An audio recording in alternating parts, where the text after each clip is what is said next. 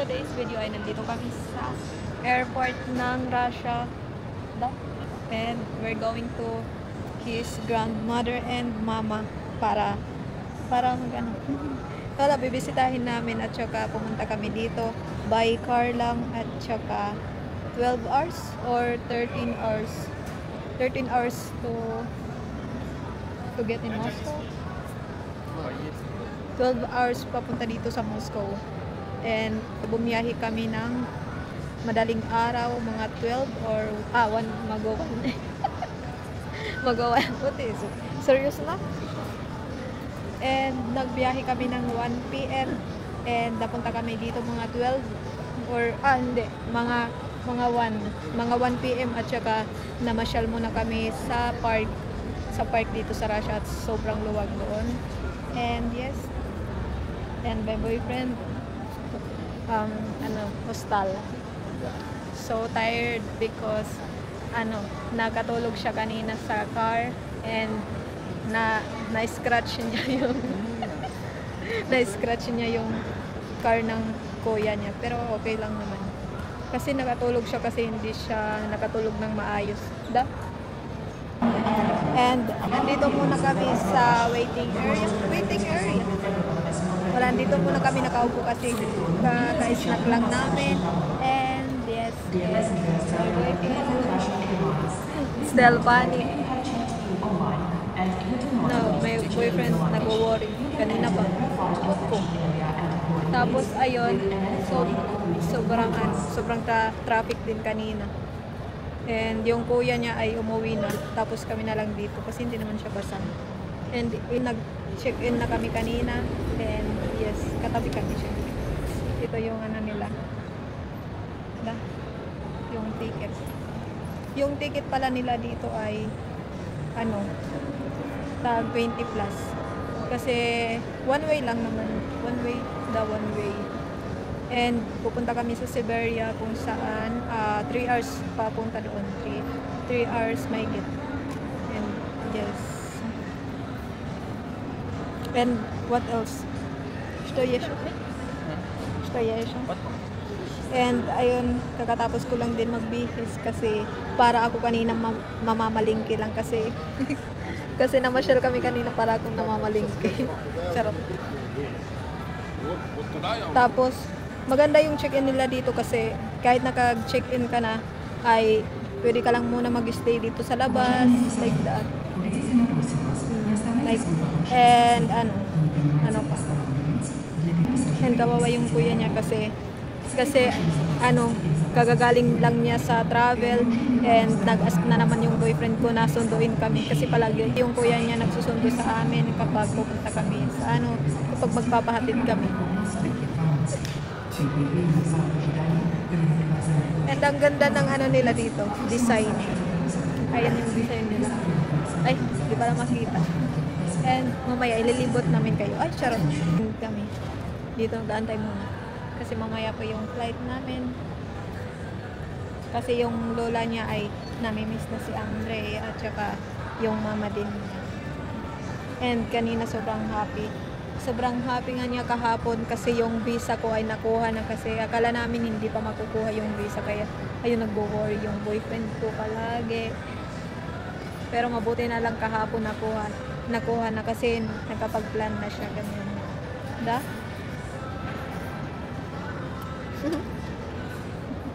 Oh. And yes, that's it. And ano pa? Let's go around. Wait, no. Wait. Okay. And my boyfriend's there, and we're going there to see like that. Yung design nila ng clock. Yan, ganda. And ito yung nila.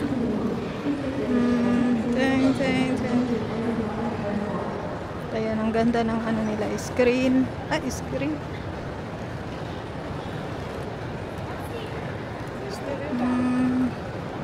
Kaya ang ganda ng ano, nasa screen. Ay, sunod ako naman na yung nandyan. Charot. Wow, like that.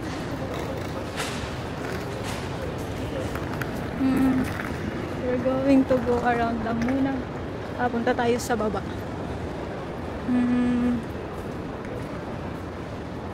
Kasi yung boyfriend ko ayaw ako samahan kasi ano, kasi pagod siya. Kasi nag-drive siya kanina at saka ano.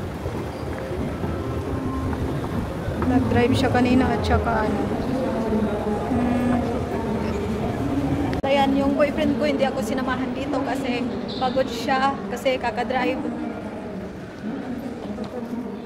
niya kanina. And ayun nga, lagi siyang nag-worry. Ay, nasaan na ba yun? Iikot muna natin kayo dito sa kanilang international airport dito sa Russia. Like that.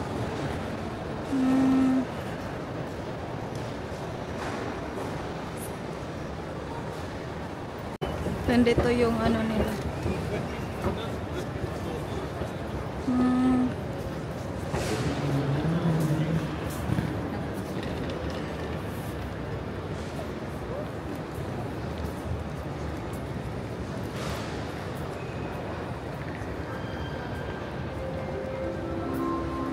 Iwan ko yung ano sa baba. Kalimutan ko. То есть ты не отрицаешь, да?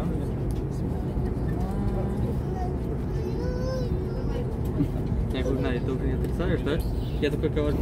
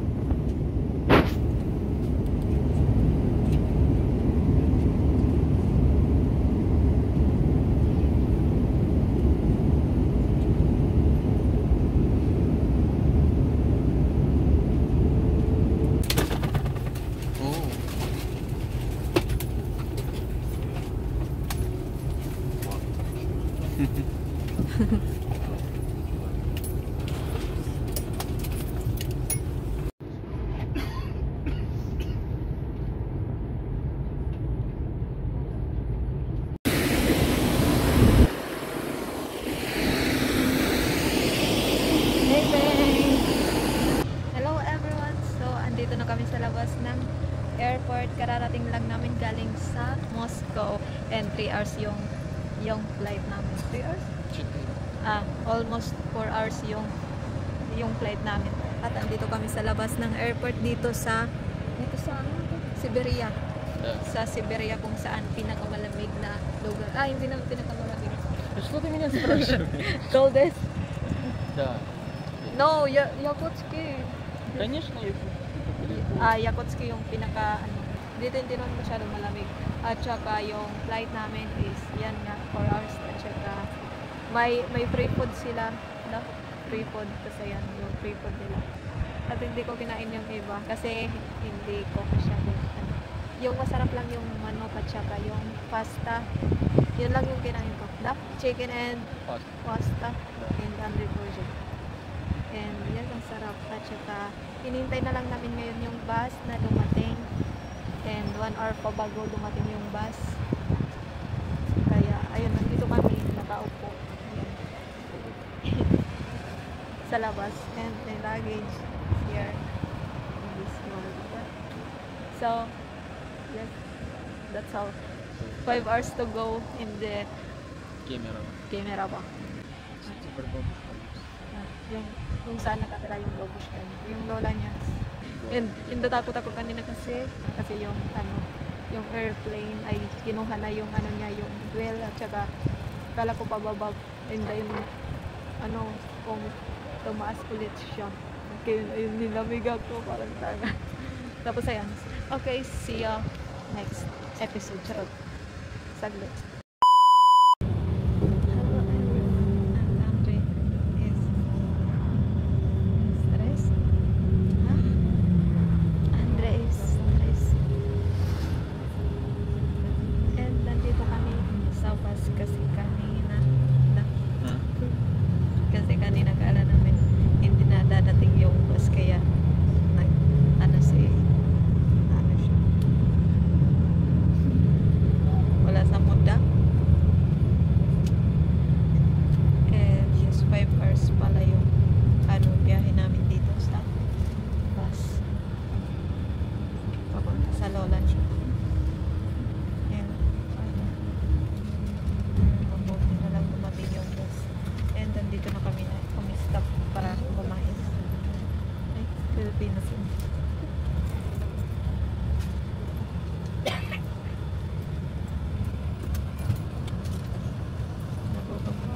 Nagutom. Ping-ping. Bye-bye pa. Toilet. Hello everyone. So for today, nandito na tayo sa bahay ng lola niya. And ayun nga, kung ano lang yung boses natin, quiet lang kasi Russian lang yung gusto lang niyan na magsalita lang ako ng Russian kasi para daw ma-practice. Ay, charot. And so andito na nga tayo sa bahay niya. Aesthetic yung bahay niya dito. Pero hindi niya to sa mama ni Andre to na kwarto ng mama ni Andre, I mean. And yes, ayun, binili nila ito dati. And ayan, sobrang ganda. Napaka-aesthetic. Parang ayoko nang lumabas. Ay, charot. And katatapos ko lang maligo kasi kanina, sobrang nakakapagod kasi 5 hours yung biyahe namin ng bus and tsaka na traffic pa kami. And gusto ng mama niya kanina din na mamasyal kami after namin makarating dito. And ayun, sinabi ko kain muna kami pero sinabi ko sa boyfriend ko ang sakit ng tiyan ko kasi may regla. Pero ang totoo ayoko lang sumama. And yes, kasi nga kararating lang namin tapos pupunta agad kami. Hindi muna kami pinarelax, charot. Pero ayun, sobrang ganda dito. And finally, na-meet ko na yung mama ng boyfriend ko. And yes, sobrang bait niya. And yes, hindi naman masyadong matangkad. Then, matangkad. Kaya dito lang ako. Pero yes, sobrang bait. And dito siya dito yung kwarto niya. And yun yung, ito yung niya. Ay, sobrang ganda, gagi. Ay, ang kalat pa.